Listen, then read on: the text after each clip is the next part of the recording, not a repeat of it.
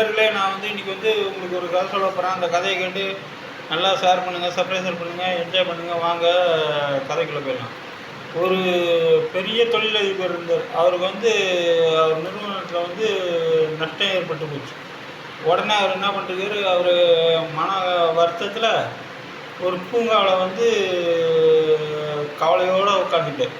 உட்கார்ந்த உடனே அப்போ வந்து அது பக்கத்தில் வந்து ஒரு வயசானவர், பெரிய பெரிய மனிதர் அவர் உட்காந்துருந்தார்.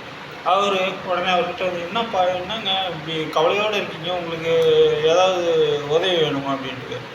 இல்லையா, இந்த மாதிரி என் கம்பெனி வந்து நஷ்டமாயிடுச்சு, பணம் தேவைப்படுது அப்படின்ட்டு. உடனே அவர் ஒரு செக் எடுத்து, இருந்தாப்பா இந்த மாதிரி அதில் 50 கோடி ஃபில் பண்ணி அவர்கிட்ட கொடுத்துட்டு, இந்த செக் எடுத்துகிட்டு போயிட்டு இதில் உள்ள காசு எடுத்து நீ வந்து கம்பெனியை வந்து டெவலப் பண்ணு. ஆனால்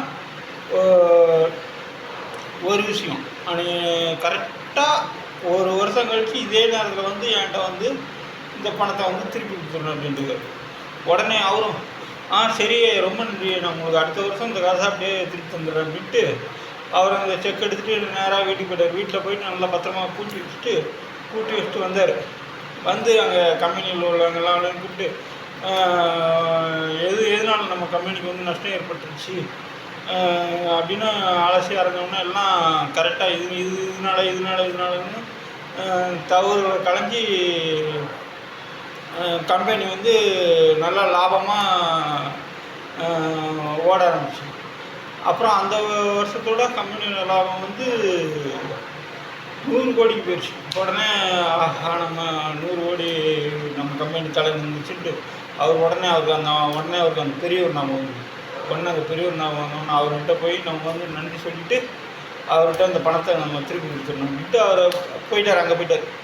அங்கே போகும்போது அவர் மனைவியும் அவரும் ஒன்றா வர மாதிரி தெரியுது. ஆனால் திடீர்னு பார்த்தா அந்த அம்மா மட்டும் வருது.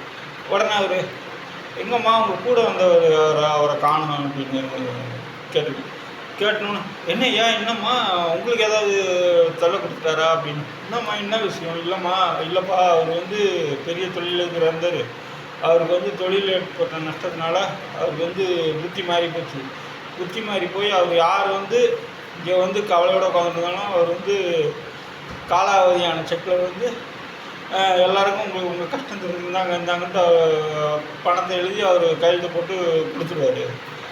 அதான் உங்களாண்டே கேட்டேன், உங்கள்கிட்டையும் அதே மாதிரி ஏதாவது பிரச்சனை இல்லைம்மா, என்கிட்ட எதுவும் பிரச்சனை பண்ணல அப்படின்ட்டு அவர் அந்த பெரியவரே பார்த்து ரொம்ப ஆச்சரியத்தோடு பார்த்துட்டு அவர் போயிட்டார்.